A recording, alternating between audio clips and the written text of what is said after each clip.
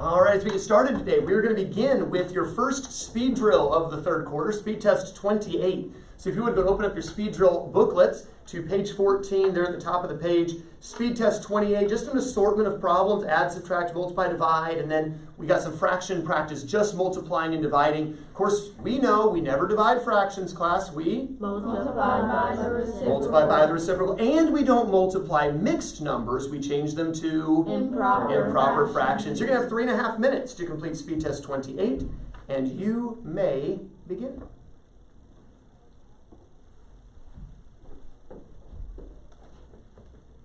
Video students are amazed how well you remember that.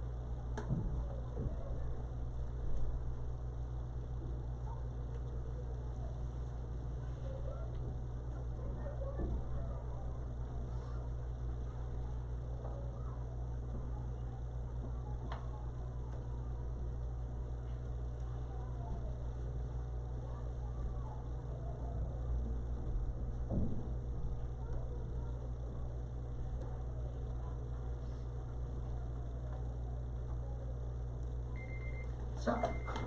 All right, pencils off your desks. Pencils off your desks, if you would, please. And just have out a pen. Pencils off your desks, have out a pen, and exchange with the person behind you. Person in the back, bring yours up to the front. Question? I'm sorry? Can I use pen? Sure. All right, if you would, sign your name as the grader at the bottom of speed test 28, right next to where it says speed test 29. So you would sign your name as the grader next to where it says speed test 29. And these are 10 points each. 10 points each. First one was probably the last problem most of you did, and that was the big division problem. Came out evenly to 871. 871. Number two, 22,784. 22,784.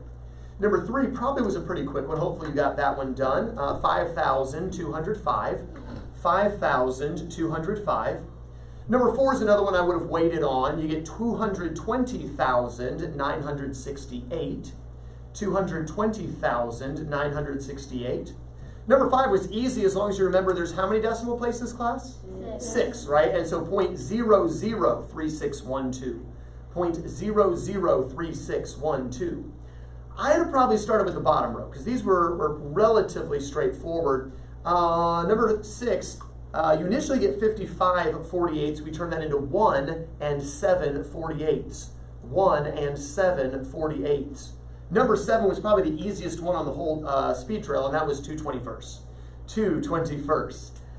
Number 8, you had to make mixed numbers into improper fractions. You end up with 5 and 1/10. 51 tenths becomes 5 and 1/10. I take it back. Number 9 might have been the easiest because anything divided by itself, class, equals 1. So 1 3/4 divided by 1 3/4. You could have made it improper fraction. You didn't need to, just 1. And number 10, also pretty straightforward. You get 6. 6 for your answer. All right, these are 10 points each, so figure the total number wrong, multiply that by 10, subtract from 100, put the score in the score blank, and then if you would, go back to the front of the speed drill booklet. Now the first page is all filled up with scores. So you're going to go to the second page where it says Semester 2, and you're going to put that as the first score on Semester 2's score. Yes, sir? What was number 4 again?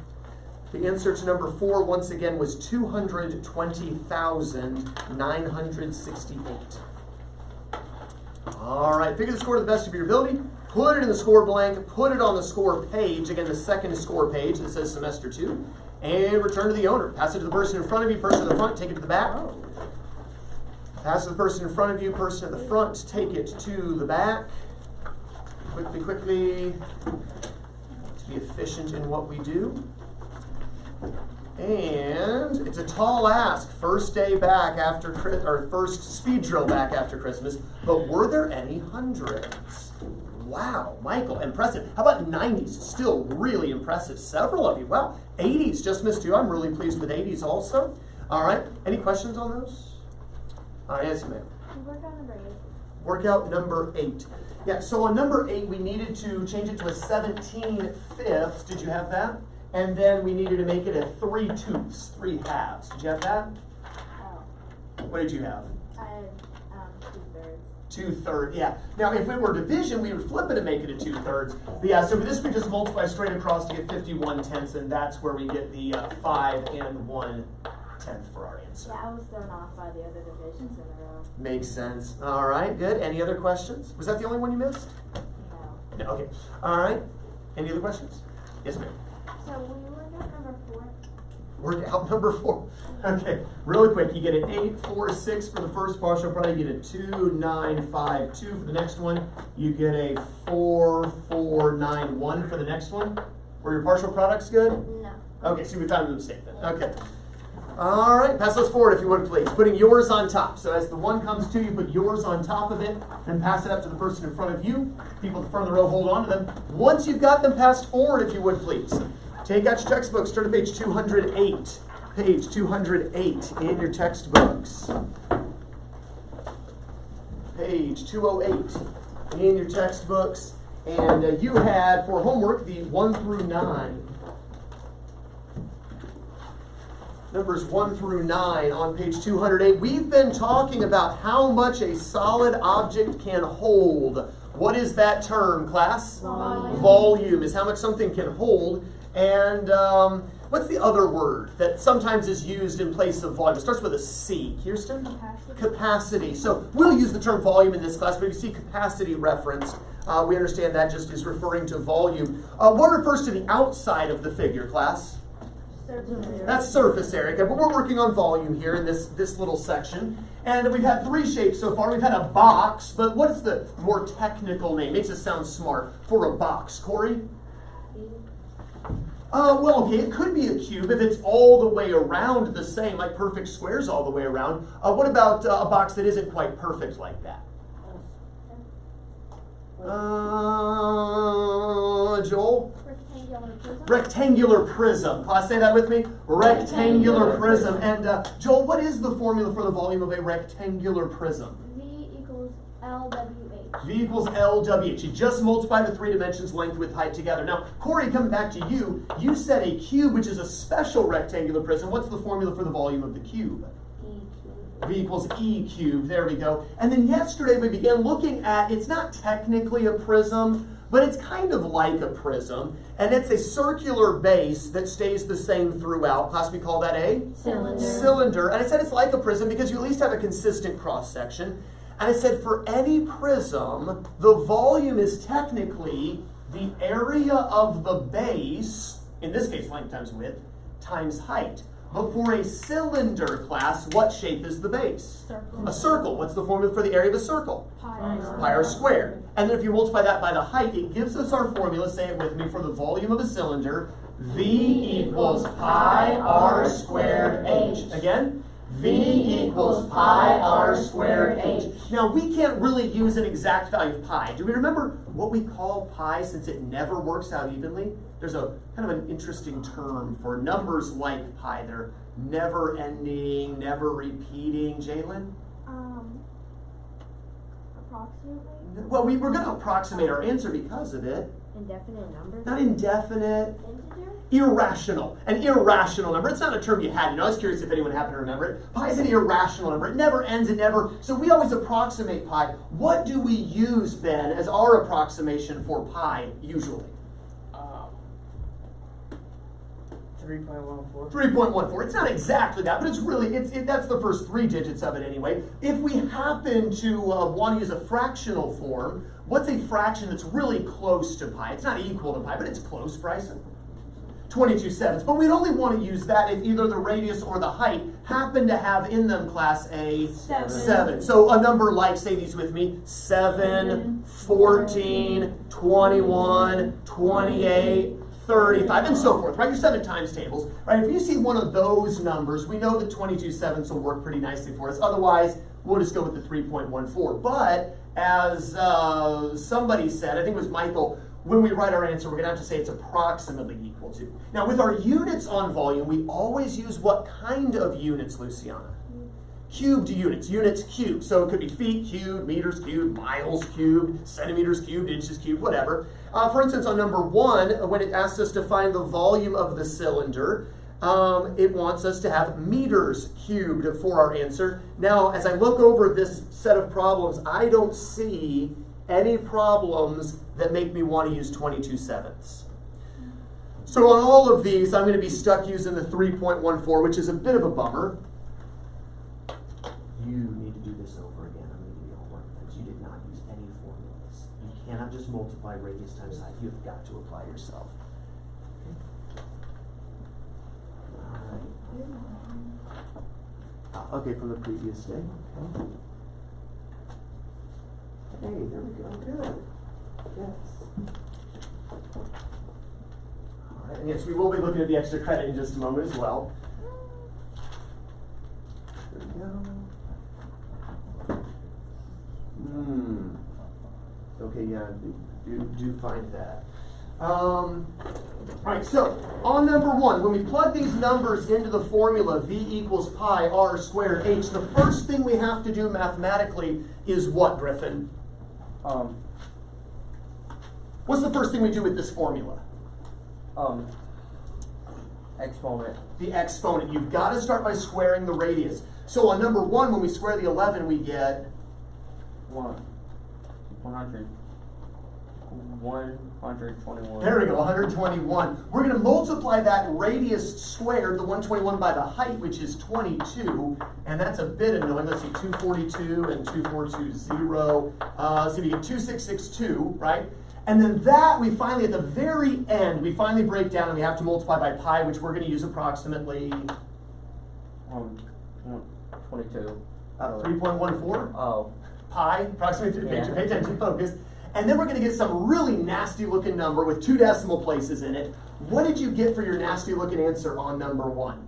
8,276.68 Ah, meters squared. you were so close. Cube. You were off on just a couple of digits there. Joel, what did you have? 8,358.68. There we go, approximately 8,358.68 cubic meters. Let me write it so that way we can all see it, since that's such a nasty number. It's hard to even process when you hear it out loud. And there's our answer that we should have had. How many had that for number one?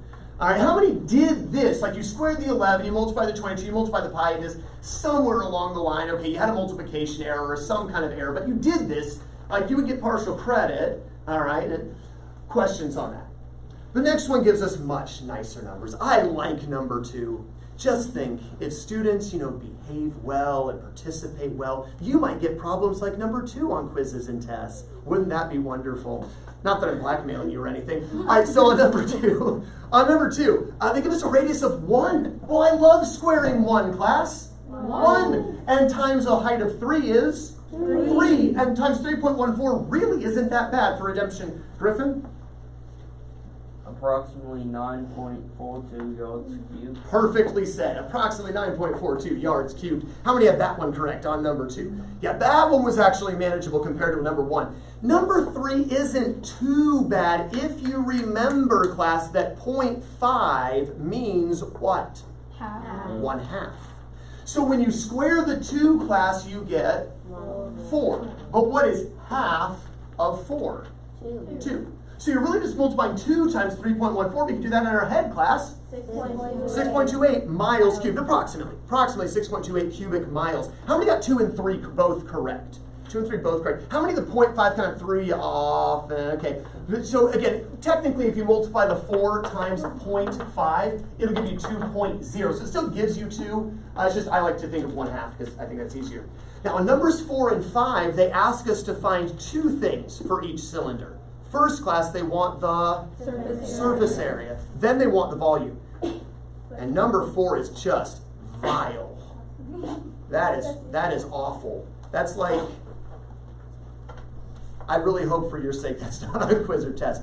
Anyway, they give us a radius of 18. So look at your work, find your work. Not the final answer yet. What did you get just when you squared the 18, Jalen? I got 324. 324. Sorry, I'm in volume mode, so I'm looking at the volume part of the word here. I'm going to come back to the surface area in a second. So when we square the 18, we get that. Then we got to multiply that by 36. And my book doesn't have this, and I can't do that in my head. So we're going to do that real quick here. And that's a 4. We get 11,000, carry the 1. Did that yesterday too. 11,664 when we multiply the height. And then we have to multiply that, class, by 3.14. How many are good so far on your work? You can see your work. Okay, Jalen, let's see if we can finish it out. What did you get for the volume? The second answer on number 4. 4B, we might say. V approximately equals 36,624.96 millimeters cubed. Wow, great job. That was an annoying, awful problem. You did fantastic. Anyone else get that same answer? Approximately 36,624.96 cubic millimeters. Wow, great job. If you didn't get it, but you were kind of close and you said, I did all those steps. How many of you in that boat said, I did all those steps. I just didn't get that answer for the volume. Okay? For the surface area, though, we don't say pi r squared h. For the surface area, we have to think about 2 circles and a wraparound rectangle. What's the formula for the surface area of the cylinder? Kirsten? 2 pi r. 2 pi r h. That's the wraparound cylinder. You have the circumference 2 pi r times the height. That's the cylinder. Plus, what about the circle? What's a circle? Circumference pi. Area of a circle? 2 pi r. Oh, Pi r squared. pi r squared, but there's 2 circles. There's a top and bottom, so 2 pi r squared. there we go. Now, you say, but Mr. Dasky, I thought it was 2 pi r squared plus 2 pi r h. It's the same thing, right? You can add 3 plus 5, 5 plus 3, no big deal. So if you write it this way, that's still correct. It's not the way I told you to memorize it, it's still right. And again, it's just going to be vastly annoying numbers to have to plug in. Your final answer on the surface area ought to be around approximately 6,104.16 millimeters squared, remember, because area's in square millimeters, or in square units. How many had approximately 6,104.16? Well, a few of you did. Great job on that. Number 5, much nicer numbers. I like number 5. Big fan of little numbers like 2 and 4. And what did you get for the surface area? So the 2 pi RH plus 2 pi r squared answer on number 5. Corey? 75.36 yards squared. Good, approximately 75.36 square yards or yards squared. What about for the volume of the cylinder on number 5? What did you get for that? Bryson? Approximately 50.24 yards cubed is correct. How many have those answers right on number 5? Those numbers are a lot more bearable. Do we need to see number 5 worked out? Do we need to see 5 worked out either the volume or the surface area? Going once on 5, twice on 5. Going on 5. Number 6. Go and read that problem for us if you would. Elaine? What is the volume of a 1,000 meter length of pipe having a diameter of 1 meter? Oh, that's a big pipe. So I don't know, maybe this is one of those big gas pipelines or something that you hear about in the news that the environmentalists don't like because, you know, what if they spill? And a huge pipeline to carry fuel from up north in Canada and Alaska where they actually have fuel to, you know, the United States where we need the fuel. And 1,000 meters long. I say that's not that long, 1,000 meters. It's a very wide pipe, a diameter of 1 meter. That's a big old pipe. And says to find the volume of that pipe. Well, how do we find pipe, class? What shape is a pipe? Cylinder. It's a cylinder except without the ends, right? So if we were finding surface area, we'd only have to do lateral area. We wouldn't do the 2 pi r squared. But we're finding volume, and to find the volume of a cylinder, class, V equals, it's right here, V equals pi r squared h. So we're going to take the pi, obviously, times the r squared. Well, the radius isn't 1. The diameter is 1. So what's the radius, Corey? 0.5 or a half. And when you square a half, or if you square 0.5, what do you get, Corey? Uh-oh. You square 0.5. Well, think about it, Corey. What's 5 squared? 25. But we have a decimal, and then we have another decimal, so it's 2 decimal places. So 0.5 squared would be 0.25 is what we should have. Or if you say 1/2 squared, square the top, square the bottom. 1 squared, class? 1 squared? 1 times 1? 1. And 2 squared? 4. So there we go. Either 0.25 or 1/4 is what you get when you square the radius. That was the hard part of number 6, was getting the half squared or the 0.5 squared. We're going to multiply that times the height, or in this case, it's the length of 1,000. Well, it's easy to multiply a decimal times 1,000, class. We just go 3 times to the right, which would make 0.25 times 1,000, 250. If you were to multiply 1/4 times 1,000, we'd cancel the 4 with 1,000, and we'd still get 250. So we end up having to multiply pi by the 250. What do we get for the approximate volume of the pipe, Michael? 785 meters squared, cubed. Great job. Approximately 785 meters cubed is correct. Anyone else have that answer? How many had trouble squaring the half or the 0.5? You thought, oh, that's 0.5 squared, that's 1. All right, no, it makes sense. I've seen that a bunch. Number 7 is kind of interesting. Read that one for us, if you would, Ben. 2 cylindrical glasses are 2 inches and 4 inches in diameter. They are both 4 inches tall. Well, the 4-inch diameter glass hold twice as much water as the 2-inch diameter glass. All right, so we've got these 2 glasses, and one is significantly wider than the other, okay? One's 2 inches wide, one's 4 inches wide, but they're both the same height. And the question is, if this is twice as wide, does it hold twice as much water? Well, when it talks about how much water it holds, class, we're talking about volume, the capacity or the volume, right? So we need to find the volume. And we know, class, that for a cylinder, by the way, good pronunciation there, cylindrical, great job. For a cylinder, class, the volume is V equals pi r squared h. So for each one, we're going to multiply the pi. We're going to square the radius times the height. Well, they both have the same height, class. Their height in both cases is 4 inches. 4 inches. But we have to square the radius. Now, the first one is 2 inches in diameter. What's the radius, class? 1 inch. And when you square 1, you get 1. Over here, it's 4 inches in diameter. And we, of course, have to find the radius, class, which is 2. And when you square 2, you get 4. Now, I'm not even going to do any math here.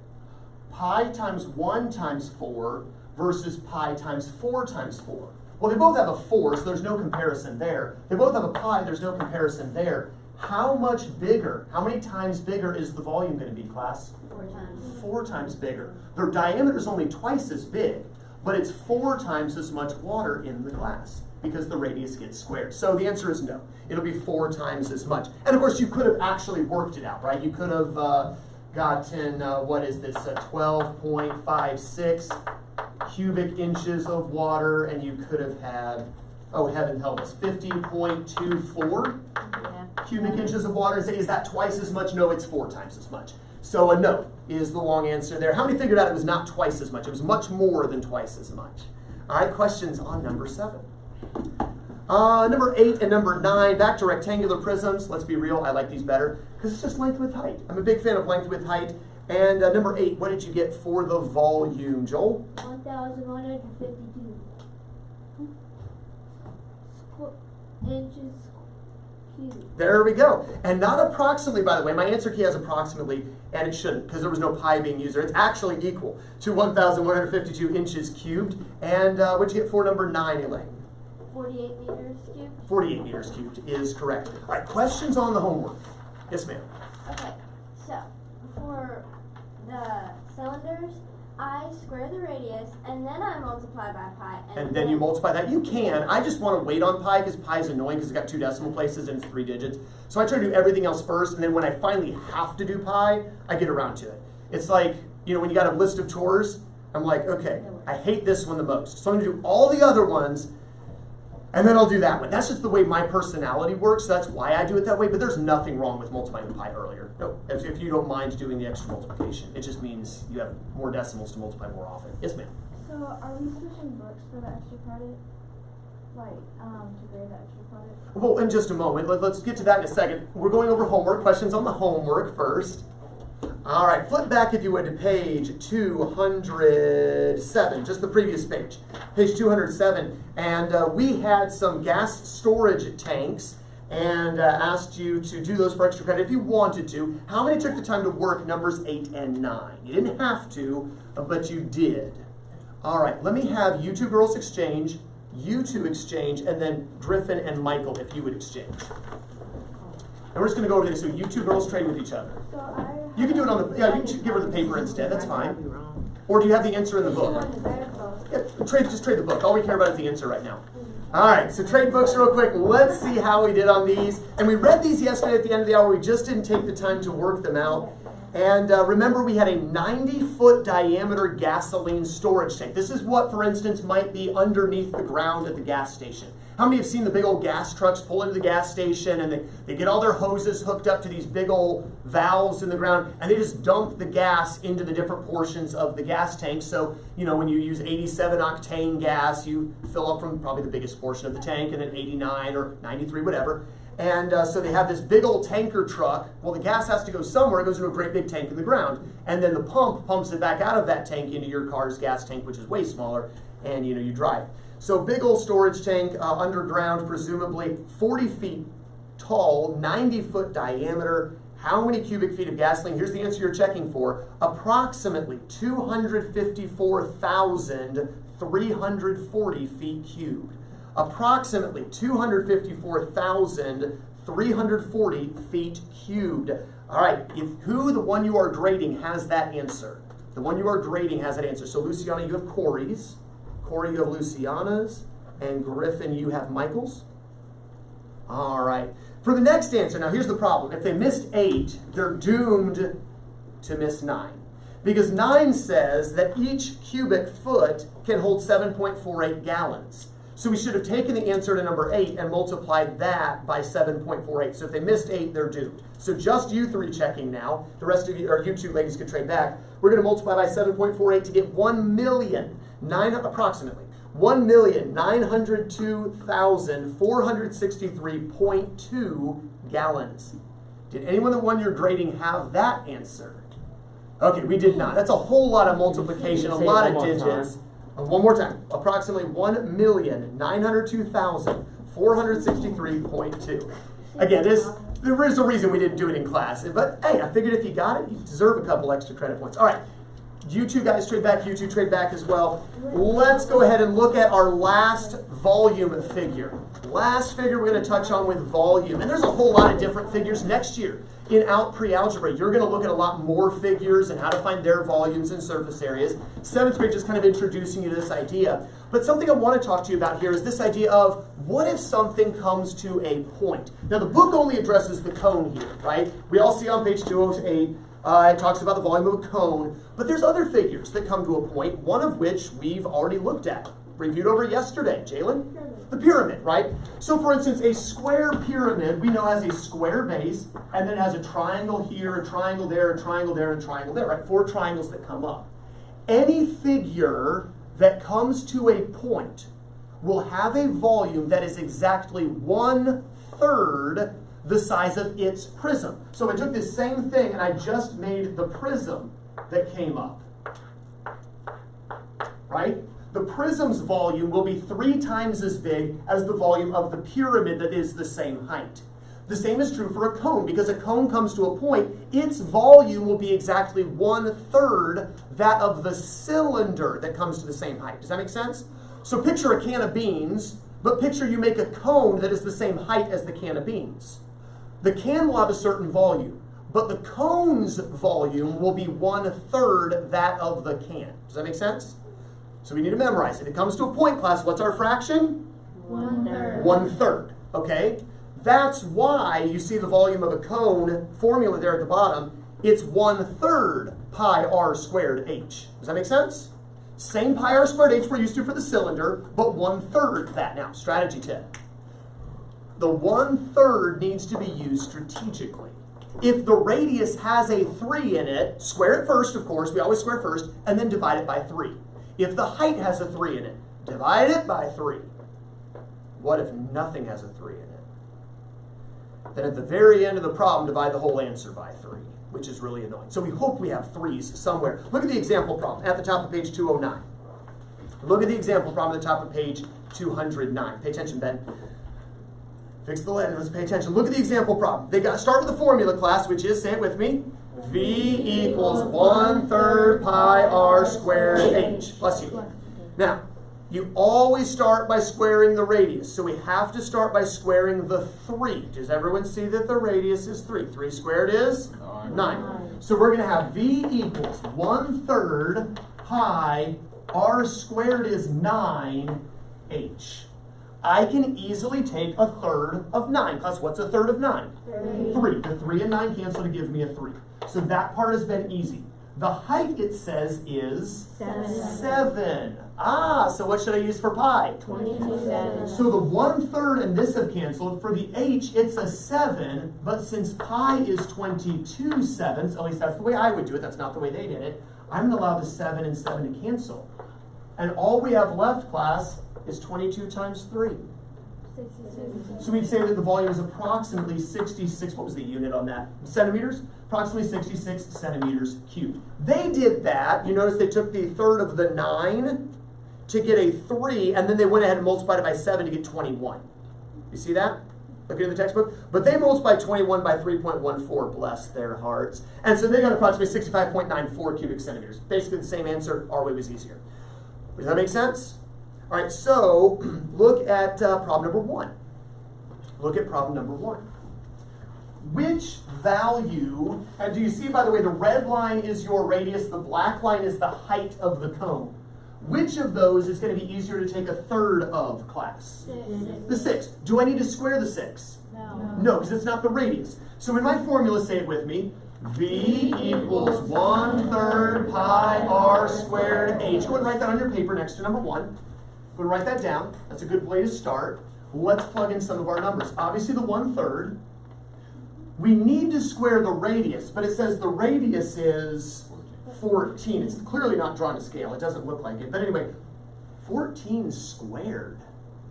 Well, you know what we might do, class? I'm lazy. What do we notice about a 14? Before you go squaring, what do we notice about 14? 7. It's got a 7 in it, right? So how about instead of r squared, we say r times r. That's what 14 squared means, right? writing this down with me there on your paper. The height, of course, is 6. We already have a plan for that number. And what should we plug in for pi? 22/7. Now, here's where I'm going with this. Technically, we should square the 14 first and then cancel with the 7, but that's going to give me a really big number. I don't like big numbers. I'm lazy. And you can be as lazy as you are smart. If you're lazy and you're not smart, you're going to get burned bad. But if you're lazy and smart, you can get away with things. I can cancel the 7 with one of the 14s. 14 and 7 class give me 1 and 2. For that matter, 3 and 6 cancel to give me 1 and 2. And I've got 22 times 2, 44 times 2, and now I just have to multiply 88 by 14, which I think is way easier than doing all the other stuff. So at your seats, finish it out. It gets you around having to square the 14 and then cancel the big number with the 7. Cancel a 7, but only with one of the two 14s. And your answer isn't going to match the book. It's going to be just a tiny bit bigger. What do you have for that answer, Corey? 1,232 inches cubed. Good. Approximately 1,232 inches cubed is correct. Look at number 2. Oh, they did it again. It's so frustrating. For number 2, they give us a height class of 18 and a radius of 35. Let's start with our formula class. V equals 1/3 pi r squared h. Make sure you're writing that down. We have our 1/3. What should I use for pi this time? 22/7 again. Good, Kirsten, because what are you seeing? A 7 and 35. A 7 and a 35. Now 35 class is the radius. And technically, what should I do first? Square it before I cancel with the 7. But we can cheat the system a little bit. Instead of actually squaring, just write it twice. Because that's what it means anyway, right? Go ahead and write the 35. But only cancel the 7 with one of them, right? Because you only have one 7, so we can only cancel with one of the 35s to give me a 5. There we go. And then, of course, the height, it says, is 18, which conveniently, class, cancels with the 3 to get 1 and 6. Let's start with 5 times 6. 30. That's not a bad number. Do we want to multiply the 30 by the 22 or the 30 by the 35? Griffin, your choice. 35. 35. Okay, so let's multiply the 30 times the 35 real quick. Hang the 0. And we get anybody? 770. Oh, careful. 1,050. 1,050. 105 with a 0 tucked on at the end. Now multiply that by the 22. And we'll finish it out. Do we see how methodically to plug in the numbers, methodically work through our multiplication? And it's going to be a big number. It's going to be 22,000-ish. 23,000-ish, something like that. I can't do it in my head. Okay.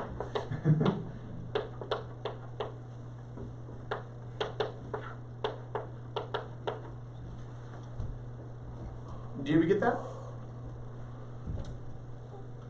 Approximately 23,100, what is it, centimeters? So, centimeters cubed. There we go, approximately 23,100 centimeters cubed. You try number 3 at your seats. You do number 3 at your seats now. Notice, though, they don't give you a radius, they give you a diameter.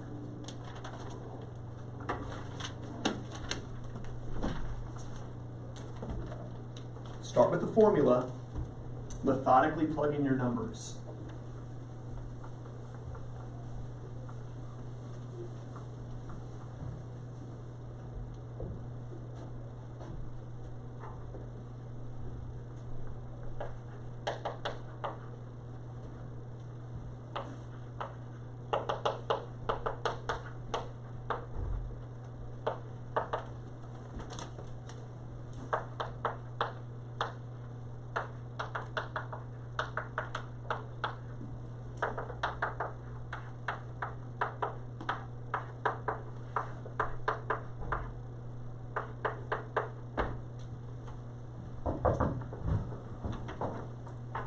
Fire alarm's going to be going off. It's just a test.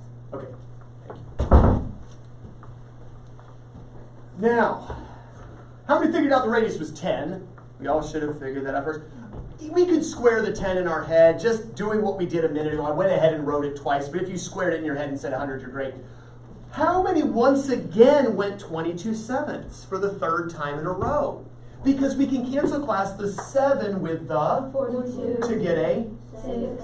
and once you do that, the 6 is available to cancel with the 3. So on the surface, like, we didn't memorize our 3 times tables all the way up to 42, even though it does have a 3 in it.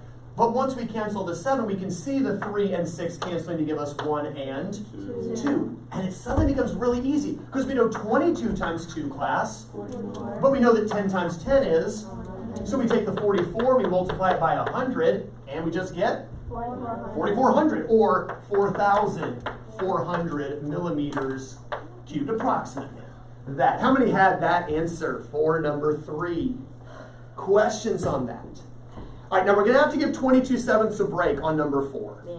Because number 4 doesn't have a 7 in it. For that matter, number 5 doesn't have a 7 in it. Yeah, number 6 doesn't have a 7 in it. 2, 4, 5, and 6, that's your seat. So we're back to 3.14. But the numbers aren't too bad, particularly on 4 and 6. Number 5 is a little big. But do 4, 5, and 6 at your seats.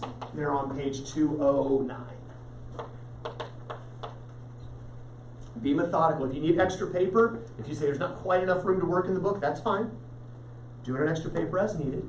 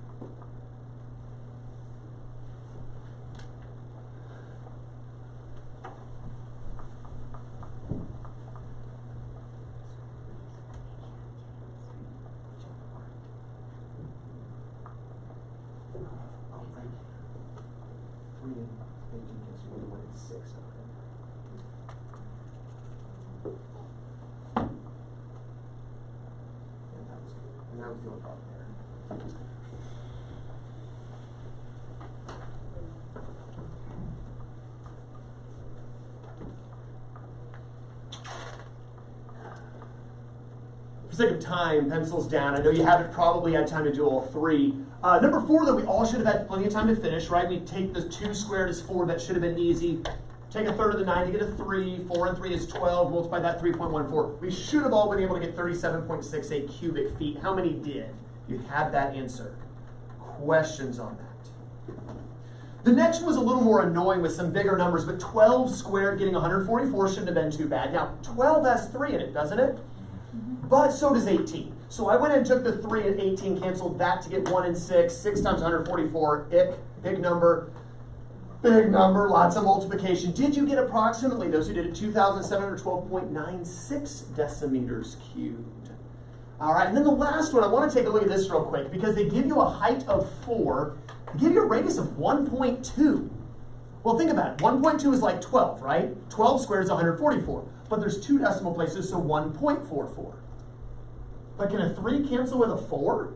No. Surely then the 3 cancels here, right? Well, would 3 cancel with a 12? Yeah. Then it's going to cancel with a 144 as well. It's just a 1.44. So we can actually divide that by the 3. 3 goes into 14 class 4 times. But there's a decimal point there. So 0.4. But how many left over? 2. And 3 goes into 24 8 times. So it's annoying because of the decimal. But I mean 0.48. Multiply that by 4, we get 1.92, and then we have to multiply that by 3.14. We're going to get a small number, but it's got a lot of digits and it's got 4 decimal places. Did anyone get that answer on number 6? And I'm questioning. Oh, they rounded to the nearest hundredth. That's why. I'm looking at their answer. I'm like, there's no way that's right. It said to round. Okay, I missed the rounding part. Did anyone get that answer? Michael, you did? What'd you have? 6. Since I'm rounding, I didn't round, but That's okay. 6.3. They have it rounded to 6.03. Yeah, I'm yeah, guessing that's it's what- something like 6.0 something 6 point- 2 something 8 something. I don't know. It's 6. I had 6.0288, and I didn't say. Okay, that sounds right. 6.0288. Yes, sounds right. And then rounded 6.03 meters cubed for our answer. Drop down to number 7. Let's take a look at this real quick. Read number 7 for us if you would, Ben. A cone-shaped cup is 6 centimeters in diameter with a height of 8 centimeters. What is the volume of the cup? What do we take the third? Well, first of all, class, it says it's 6 centimeters in diameter. So therefore the radius is 3. We have to square the 3. It's not bad to square to get 9. and then take a third of that to get 3. And then we go from there. We multiply the height, we multiply the pi. Look at number 8. And read that one for us if you would, Luciana. A waffle cone has a height of 6 inches and a diameter of 12 inches. A diameter of 2 inches. 2 inches. That's a big waffle cone. She's dreaming again. How much ice cream will hold? All right, now that's assuming they don't pile the ice cream up over the top of it. Hey, I like the diameter of 2, because class, that means the radius is 1. which squared is 1. And we can easily take a third of the height, 2. 2. 2 times 1 2. times pi you can do in your head. 6.28. 6.28 approximately cubic inches of ice cream. Now homework this evening, have a wonderful rest of your day, and you are dismissed.